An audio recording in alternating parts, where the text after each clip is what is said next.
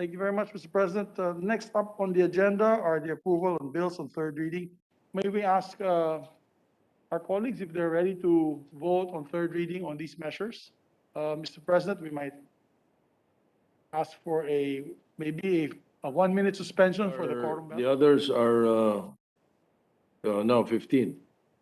Thank you, Mr. President. So we may proceed. But before we proceed, I'd just like to recognize our guests that are here today. We have with us Minister. Ninenervyos ako pag lumalapit ka. I'd like to put on record, all these bills have been electronically distributed to our colleagues. Wait, there is something wrong with the monitor of the secretariat. They cannot count who is voting or not voting. They cannot hear. No, they can hear, but they don't have their monitor is not working. While we're checking that up, Mr. President, I'll just like to put on go ahead. record, our guests that are here today. We have with us Minister Mohager Iqbal, Minister of Basic and Higher Technical Education of the BARMM. And we also have with us Attorney Omar Yasser Sema, Deputy Speaker of the Bangsamoro Transition Authority, Mr. Asnin Pendatun, Cabinet Secretary, Members of Parliament Eddie Ali, Rasul Ismail,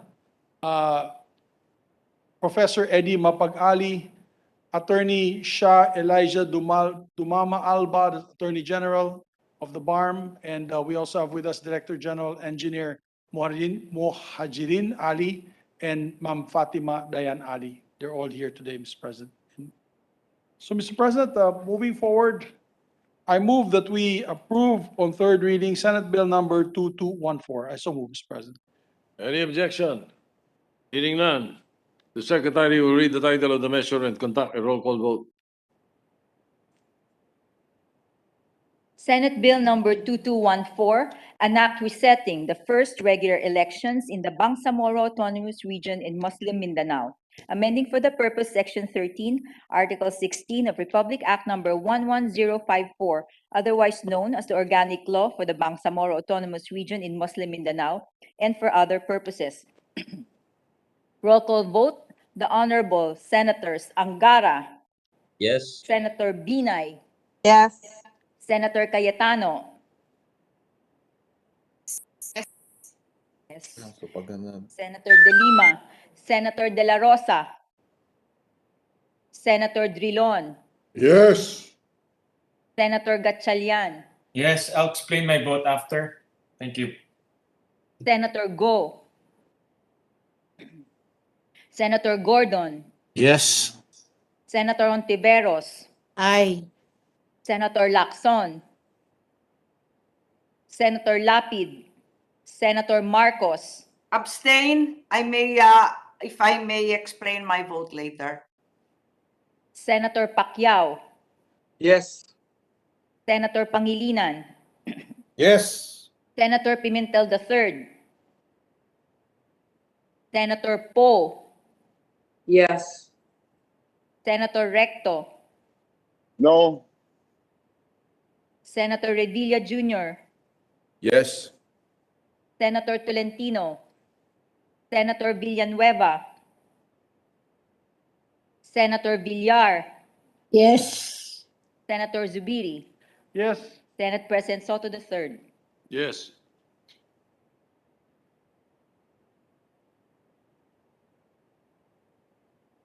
I count 60 Mr. President. votes, 2 Mr. negative President. votes, and 1 abstention. Who's that? Mr. President, Senator Manny Pacquiao is recognized.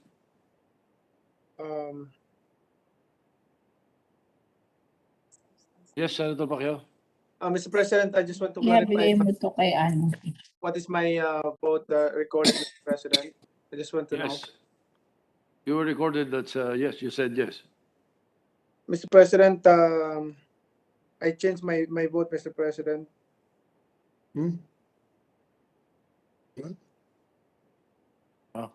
17 ang bilang nyo. Sino?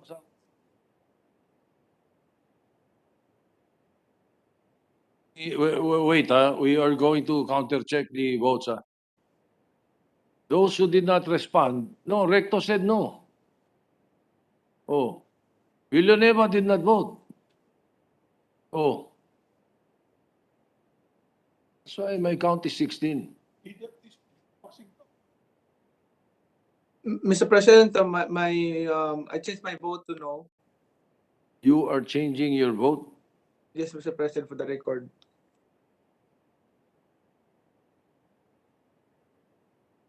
Uh, well, well, I have not counted, so it's up to you. So you're voting against Senator Pacquiao? Yeah, I have not called it. Senator Pacquiao, are you voting no? President, yes, Mr. President, sorry. You're voting no? No, Mr. President. Yes, yes, you're voting no. Yes, Voting voting no, against. Mr. President. Voting against. Against, Mr. President. You're voting against. Okay, okay. So, with, correct, 15 affirmative votes, 3 negative votes, and 1 abstention, Senate Bill 2214 is approved on third reading. Majority Leader? I believe some of our colleagues want to explain the vote. Mr. President. Before we do that, may we recognize the sponsor of the measure, Senator Toto Tolentino. Senator Francis Tolentino is recognized. Yes, Mr. President. Maraming salamat po my esteemed colleagues in the Senate. Allow me to express my gratitude and the committee's gratitude for your support in ensuring the passage of Senate Bill 2214 or the act resetting the Bangsamoro parliamentary elections to 2025. This bill in substitution of Senate Bills number 2019 and 2025 filed by our dear colleague Senator Coco Pimentel and Senator Richard Gordon is a contribution of the 18th Congress in securing a lasting peace in Mindanao. Peace should be every person's birthright. Yet, this is not the case for our brothers and sisters in Mindanao who have endured the armed conflict in Mindanao for almost half a century. We have learned during the floor deliberations that implementing the comprehensive agreement of the Bangsamoro is never easy. We are confronted with the realities on the ground affecting the normalization track. Similarly, the political legislative track was not spared despite the passage of RA 11054 or the Bangsamoro Organic Law in 2019. Less than a year since the 80 appointed members of the BTA took their oath of office on February 2019, the country was crippled by the impacts of COVID-19.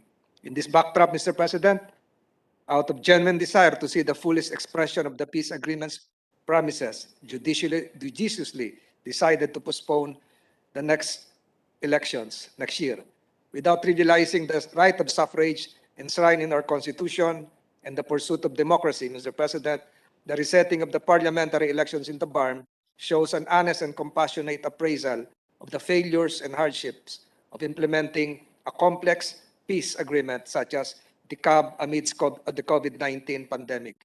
No less than the Commission on Elections, the Department of Justice recognize the difficulty, if not the impossibility, of administering parliamentary elections next year in the region. Ilang araw na lang po, Mr. President, filing na po ng Certificate of Candidacy.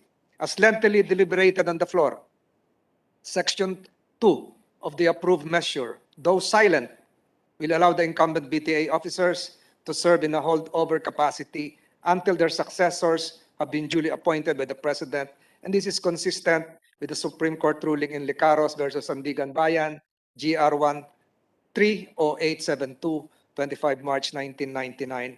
And the intent, Mr. President, is to prevent a vacuum in public services and to avoid a hiatus in the performance of government functions. Salamat po muli kay Senator Pimentel, Senator Gordon, for initiating the filing of this measure before this chamber. Also to our dear Majority Leader, Senator Juan Mig Zubiri, for diligently shepherding this measure as a true and well-loved son of Mindanao, and to all my colleagues who have interpolated and proposed amendments to this measure, and of course, to our Senate President for his reliable leadership.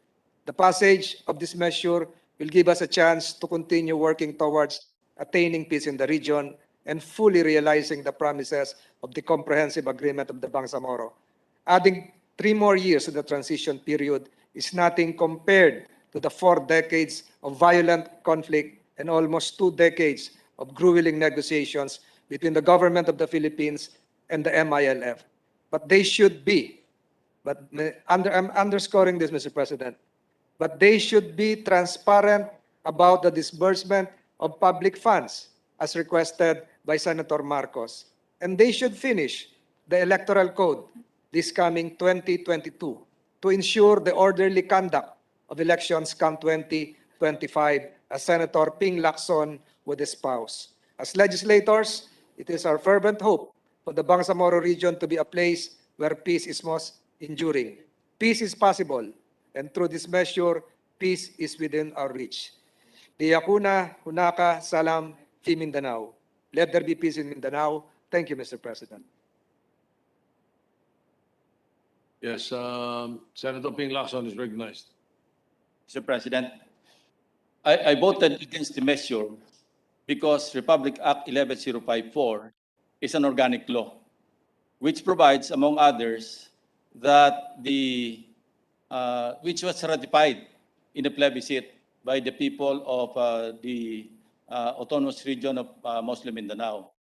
And the same Republic Act provides for the holding of election synchronized with the national and local elections, Mr. President. And as such, it is my belief that postponing the election should also be in accordance with the mandate of the people of the autonomous region of Muslim Mindanao, which should be decided in the plebiscite. That's all, Mr. President. Majority Leader. I believe, Mr. President, Senator Gatchalian is raising his hand, after which Senator Senator Gordon, rather. And Senator Marcos also. All right, Senator Gatchalian, thereafter And Senator Recto. Gordon, Marcos, Recto. Senator Gatchalian, go ahead. Thank you, Mr. President. Mr. President, there are some who would say that the historic enactment of the Bangsamoro Organic Law on July 27, 2018 was a culmination of decades-long struggle to build lasting peace in Mindanao. For me, however, it is important to consider that the Bangsamoro Organic Law not as the summit of our aspirations, but as the high-level camp from which we have embarked on the final ascent to the peak of peace and prosperity. Should we fail to ensure an effective transition, all our efforts will have been in vain.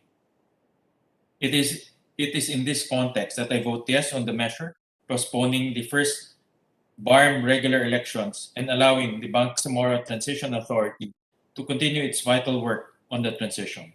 Allow me to explain briefly. Fulfilling the BOL's mandate on groundbreaking political transformation and normalization may be the most ambitious challenge undertaken by the present administration, and one which will be passed on to the next few administrations as well. The reports of the Office of the Presidential Advisor on the Peace Process and the Bangsamoro Transition Authority suggest that more time is needed to ensure a successful transition in pursuit of this mandate.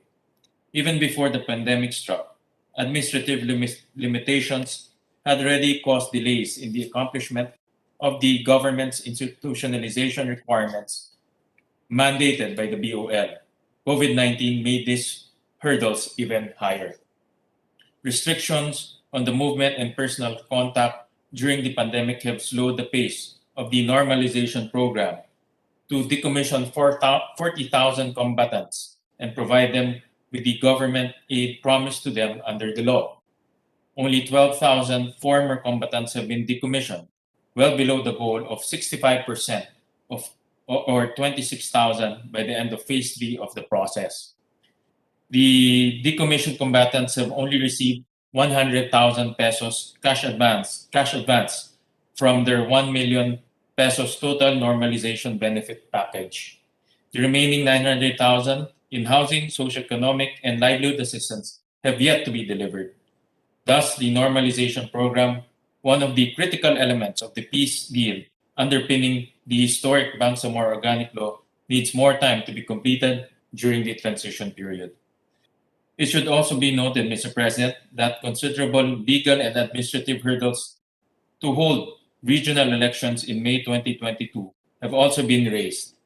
In COMELEC and Bank Resolution number 10713 dated August 11, 2021, the Commission on Elections noted that the allocation of elective positions for the BARMM parliamentary elections cannot be determined because the Bangsamoro government has yet to pass a Bangsamoro election code.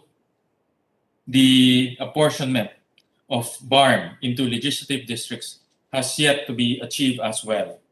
Mr. President, the deadline for filing certificates of candidacy for the May 2022 election is only a month away.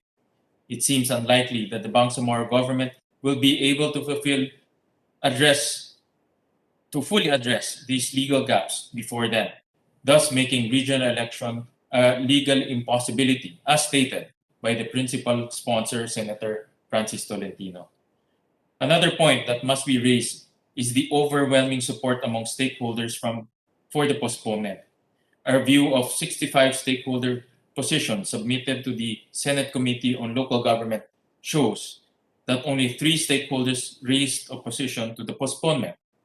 The other 62 stakeholders, consisting of national government agencies, Bangsamoro politicians, NGOs, political and civil society groups, indigenous people's formations, and academic institutions, support the extension. The unequivocal multi-sectoral support for the postponement indicates that Bangsamoro stakeholders also realize the importance of dedicating more time and effort to normalization and organization of the regional government before ending the transition period. Based on the foregoing, Mr. President, it is abundantly clear that the postponement of the BARMM regional election is the most prudent course of action available at the moment. The postponement will allow the Bangsamoro government more time to lay down its foundation as a parliamentary government and implement critical transitional and normalization process that will foster the high standards of electoral integrity and political participation within the region. We must always keep in mind that the Bangsamoro Organic Law is an instrument of peace which seeks to unite all stakeholders behind a common goal. Our experts on the ground have advised us that ending the transition period and holding elections next year before all transitionary deliverables have been accomplished would be detrimental to achieving this goal. We should listen to them. Mr. President, I believe the continuation of the transition period is the most prudent course to take considering these circumstances, especially during the COVID-19 era. We have been on this long and hurrying climb for half a century now. With so much at stake, there will be nothing worse than to attempt a sudden dash to the summit ready within our sight, only to fall back down to the strife of our beginnings. This is not the time for our patience to falter. While it may take a bit longer than expected, I am confident that this is the best way to plant our flag at the summit of permanent peace in the Bangsamoro Autonomous Region, once and for all. Thank you, Mr. President. Senator Richard Gordon is recognized. Thank you very much, Mr. President. Let me just begin by recalling a man that I knew and who became my friend when I first went to Camp Darapanan in 2008. He welcomed me there along with other compatriots in the camp of the MILF. And we talked in private along with the whole MILF cabinet at the time. And there's a picture of us there. And he asked me if I was going to vote for the Bangsamoro establishment. And I was frank enough to say, no, I cannot vote for it because I thought there were constitutional constraints at the time. And I remember what he told me. He said, you know, Senator, he said, there has been so much blood and treasure that has been spent here. And I'm afraid if we do not get the peace, there will be more blood and treasure that will happen. I've never forgotten that. It's one of the most important facets of my life, at least insofar as our countrymen in Mindanao are concerned. Napakahalaga po nung moment na yun na talagang nakita ko ang sinseridad itong tao na ang pangalan ay Jafar Ghazali. And we were met there, and we broke bread, as in the Muslim tradition of hospitality. But he also introduced me to the mass base of women, young people in that meeting. And at that meeting, I knew that we had to have the peace. There was a sincere desire. Gusto na nila talaga magkaroon ng kapayapaan at gusto rin natin magkaroon ng kapayapaan. Hindi yung mauna ako sa kapayapaan. Kailangan magkaroon tayo ng kapayapaan. And so today, as we talk about, I don't think it was half a century. I'm not trying to correct Senator Tolentino. I think he meant more than 7 decades na itong bakbakan dyan na hindi natatapos. Let me just point out that there have been 100,000 to 151,000 people estimated to have died in the conflict.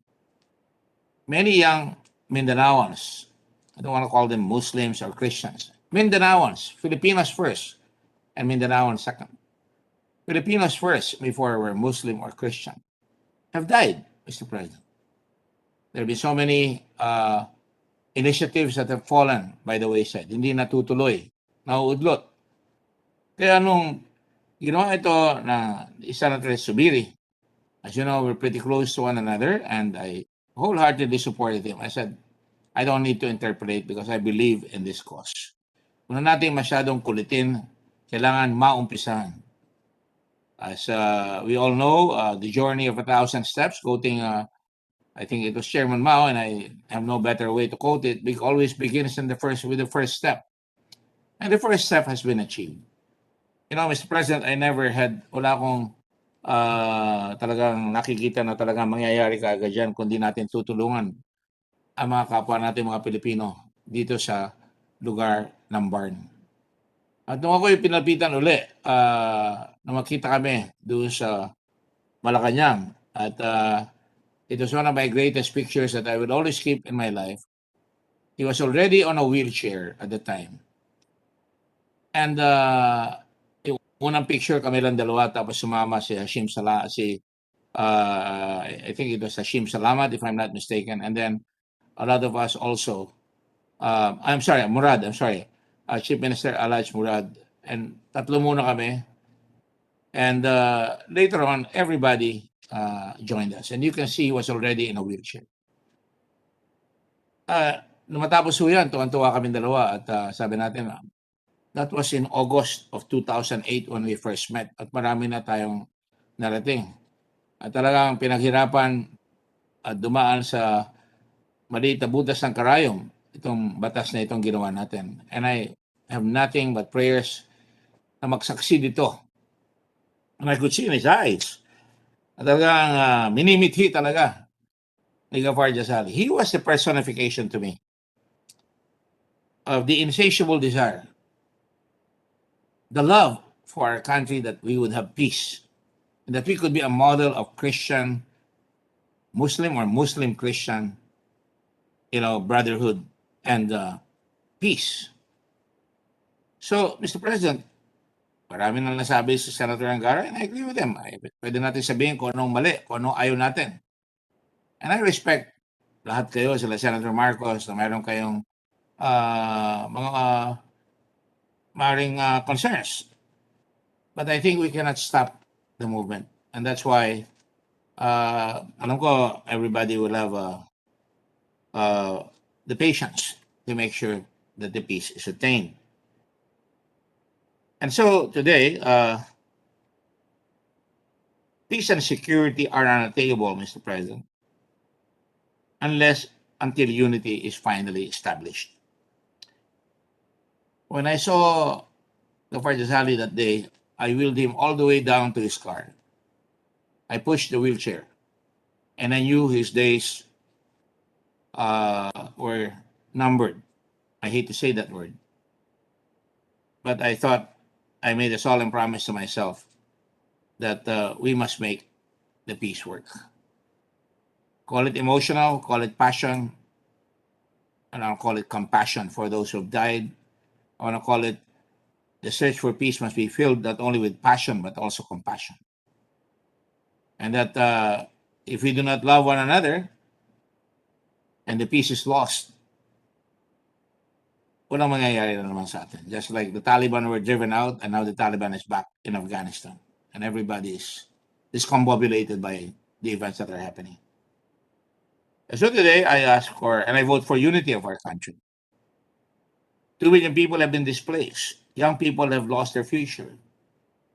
And it's important right now that we convert yung mga baril na kinukuha pa natin na dapat maibalik para magkaroon ng kapayapaan at dinig talaga yung security forces na kailangan na talagang under the Philippine, lahat tayo under the Philippine government na talagang magagawa natin yung dapat natin gawin, yung mga kailangan gawin sa Mindanao. Kailangan supportahan natin. And that is why I vote. That picture is a picture I would always keep and show my grandchildren that if we are all committed to peace, we can have unity in this country. And if we have unity and peace, we can probably prove to the whole world that we can handle the peace and that we can provide the blessings of peace, essentially in Mindanao and to our entire country. We can provide those blessings of peace so that we finally attain respect that is born out of our respect for our brothers in Mindanao and the respect that we need from the whole world. The whole world, ang daming hatian.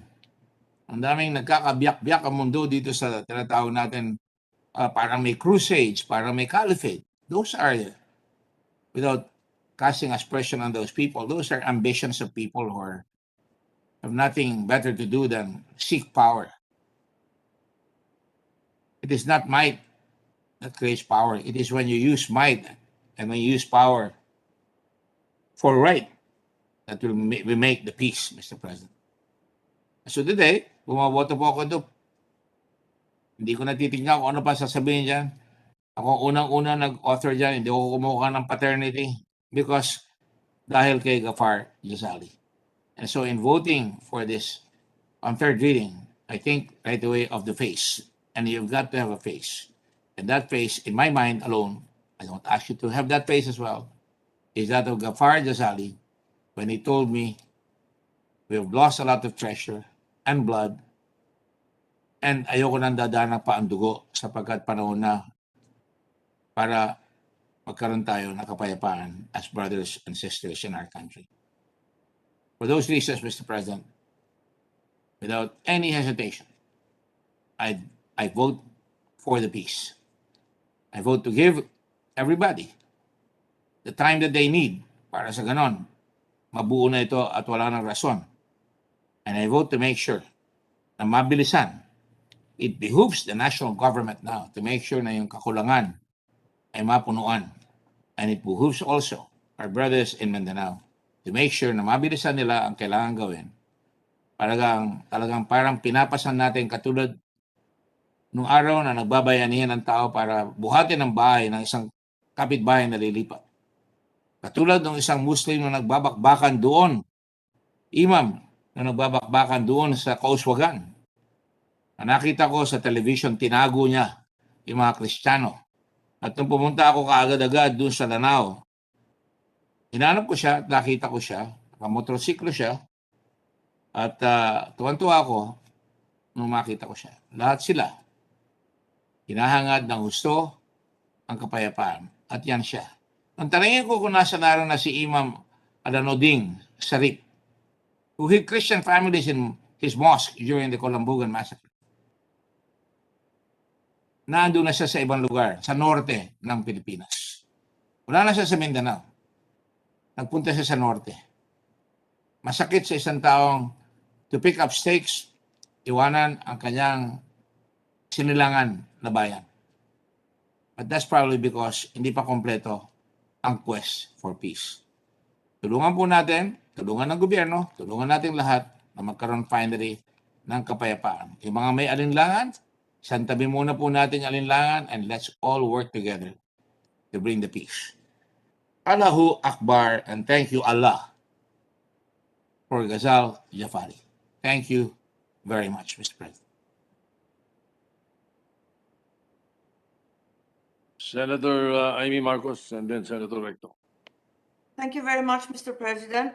With all due respect and admiration for my friend and colleague, Senator Tolentino, and also for the superhuman efforts of the BTC to respond to our queries regarding accountability, decommissioning, and disarmament, I am unable to apprehend in what way the postponement for a very long period of 3 years fulfills the very purpose of the BARMM, so well delineated in Article 1, Section 3, stating that the purpose of the organic law is to establish a political entity, provide a basic structure of government, to secure identity and posterity, allowing for meaningful self-governance within the framework of the Constitution. In fact, postponement may be in flagrant violation of the organic law, as stated in Article 4, Sections 2 and 3, most explicitly and compellingly in Section 10, which states that the freedom of choice should be paramount and that all peoples within the Bangsamoro Autonomous Region shall be respected. Does the postponement of its very first regular election demonstrate that respect for self-government? Or does it, in fact, perpetuate the historical injustice endured for centuries by the peoples of Muslim Mindanao? For these fundamental reasons, I am unable to support the postponement of the first regular election of the BARMM and hence abstain. Thank you, Mr. President. The President Pro Tem, Senator Recto is recognized. Thank you, Mr. President. Mr. President, I associate myself with the manifestations made by Senator Marcos and Senator Ping Lacson. I will keep it short and brief. I am against postponing elections and am in favor of peace, Mr. President. So thank you very much. Thank you for the opportunity. Majority Leader. Thank you very much, Mr. President. Mr. President, also just a quick manifestation. The Bangsamoro Organic Law really started after the Marawi siege, when we saw what had happened to Marawi, that we really had to address the injustices being felt by our people in the Bangsamoro region. And we needed to come up with a long-term solution. And I thank my dear colleagues who supported me then when we passed this measure. You were the majority floor leader, Mr. President, at that time. And Senator Lacson was here. Our minority floor leader was also with us. And almost all our colleagues that participated today were part of the historic process that we had gone through with marathon hearings, several hours of debate on the floor, and consultation in all parts of the Bangsamoro. All the provinces of the Bangsamoro were visited by us, Mr. President. And even then, Senator Tolentino, who's now the chairperson of the committee in charge of this measure, was also a resource person at that time. As part of the peace process, he was a cabinet member, the representatives of the cabinet at that time, pushing for long-term peace in the region. Mr. President, after the Marawi incident, when we debated on this measure, we were able to move forward with the President committing to peace with MILF. We have experienced the longest period of peace in Mindanao where no major conflict had happened. Na wala pong MILF or MNLF or other freedom fronts fighting government. Maybe small skirmishes, Mr. President, and terrorism. Hindi mawawala yung terrorism kasi yung terrorism, Mr. President, ano yan kung iilang tao lang na masama ang pag-iisip na gustong itumba ang sistema nating gobyerno o ang ating way of life. And that we cannot avoid. But this is the longest period of peace where there was no conflict with a major armed group in Mindanao. And because of that, Mr. President, I have seen for myself, I reside in Cagayan de Oro, Bukidnon and Cagayan de Oro. I live there and I've seen the longest also as well, longest period of development. Mindanao was reaching double-digit growth rates. And the BARMM, believe it or not, Mr. President, the last NEDA numbers for the BARMM were also double-digit growth rate. Their GDP growth rate was double digits. So you can see, Mr. President, we can feel that with peace comes progress and development. So we can't let this just slip off our hands. Pero Mr. President, I stand here before you today, also believer in democracy. So I'm making an appeal to our colleagues at the BARMM, lalo na po yung ma-appoint na bagong BTA, Bangsamoro Transition Authority, na sana po gawin nyo na po ang inyong ang tungkulin, lalo na sa paggawa ng electoral code. We understand what you had gone through now, periods of lockdowns, the pandemic, and we could not even move. When March came, Mr. President, the whole nation was in the lockdown. Nobody could do anything. They could not visit their constituencies. They could not deliver the goods. Talagang nakandara pa po tayo itong pandemic na ito. So there is reason why they could not really complete their task. But Mr. President, I'm appealing to my dear brothers and sisters in the BARMM that may this be the last postponement. May this be the last request to postpone the elections, because if they request this again, I may no longer be on their side, Mr. President. We need to have a democratic, peaceful democratic transition when the time comes in 2025. I think that will be the best for our people in the BARMM, and will be the best for Mindanao and the Republic of the Philippines for long-lasting peace in the area. So just a reminder to them, Mr. President, we postponed for many reasons that we feel are valid, Mr. President, but let this be the last, because I don't think we'll be getting a very receptive Senate. Hopefully, hopefully there will be no second round to this postponement. So thank you very much, Mr. President.